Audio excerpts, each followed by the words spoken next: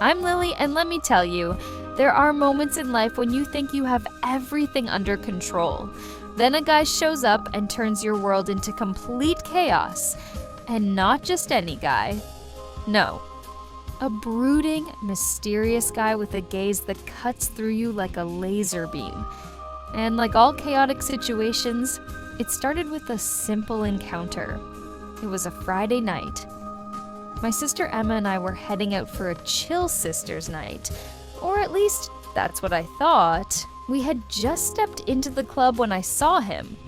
Noah.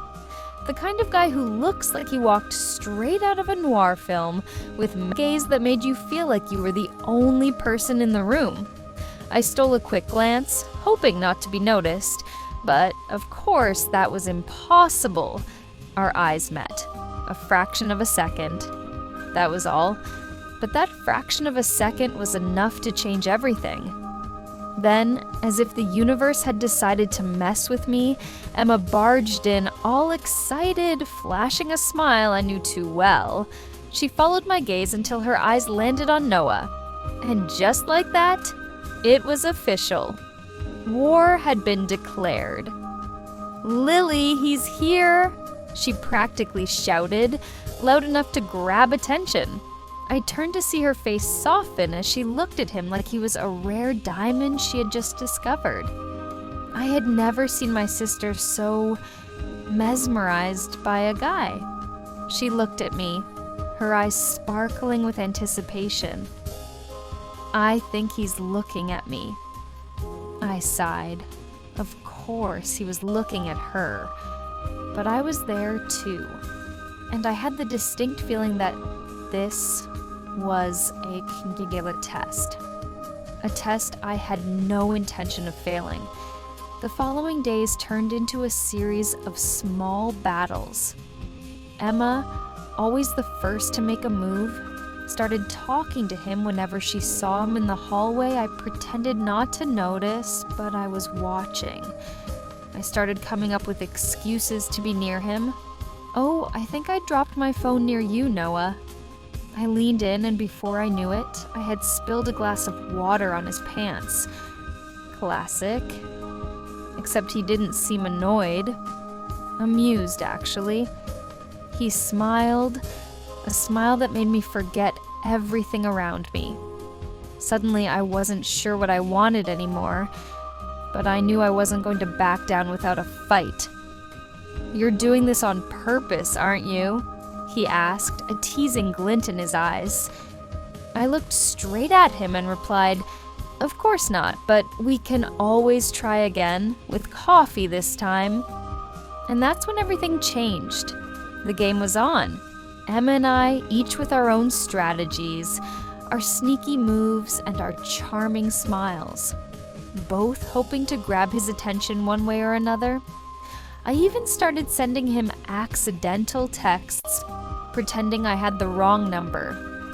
Emma, on the other hand, had mastered the art of dramatically tripping right in front of him mid-conversation, but he didn't seem to be able to choose. He was right there between us, like a trophy we kept passing back and forth. The competition became intense. The stolen glances, the exaggerated smiles, every little detail had become a declaration of war. But deep down, I knew he would eventually let us decide for ourselves who would win. Because we both knew that, in the end, even though Noah was the prize, the real victory was in seeing who would give up first. But one thing is certain, this story is going to be unforgettable. And maybe, just maybe, I can win if I don't let myself fall for the brooding charm of this guy. Days passed, and the competition between Emma and me intensified. Every little move turned into a secret mission, a duel disguised by innocent smiles. Noah, for his part, seemed to be playing a subtle game where he was both actor and spectator, and I had the feeling he was enjoying every moment of our rivalry. I was both frustrated and fascinated.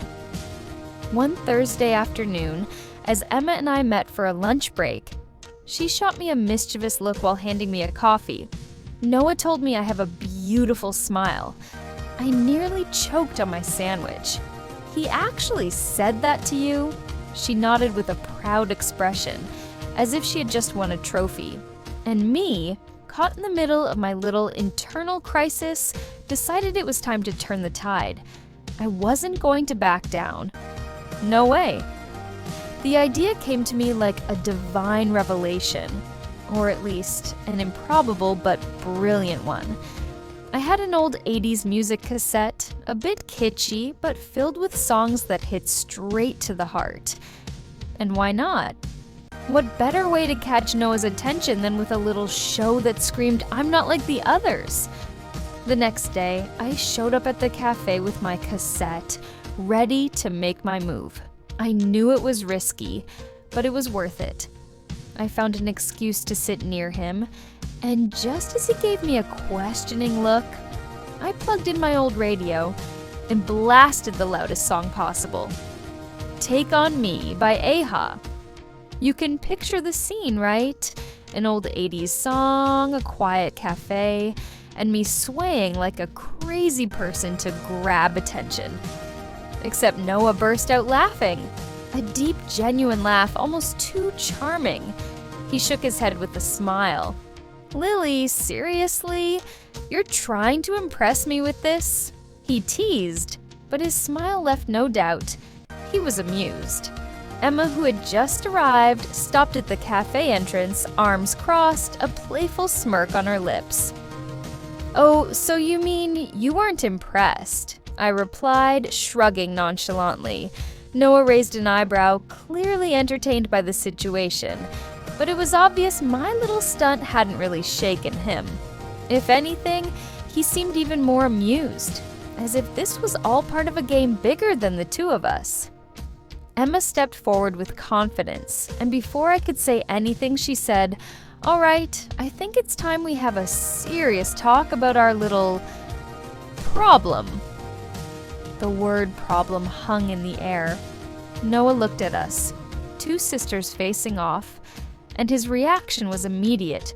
He straightened up, crossing his arms, his expression curious but relaxed. "Are you two serious?" he asked, a smirk tugging at his lips.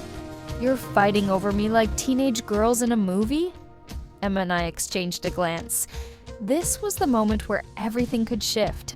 I could feel the air buzzing with a kind of comical tension, but also something oddly enjoyable. "Maybe," I said with a smile, "but only if it means I win." Emma didn't even blink. "Of course, Lily, but you know I'm better at this."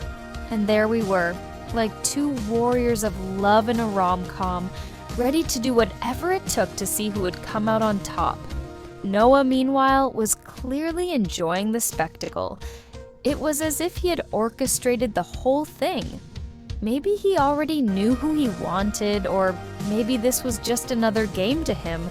But the real battle wasn't about winning his heart. It was about who would surrender first. Because deep down, it wasn't really love we were after, but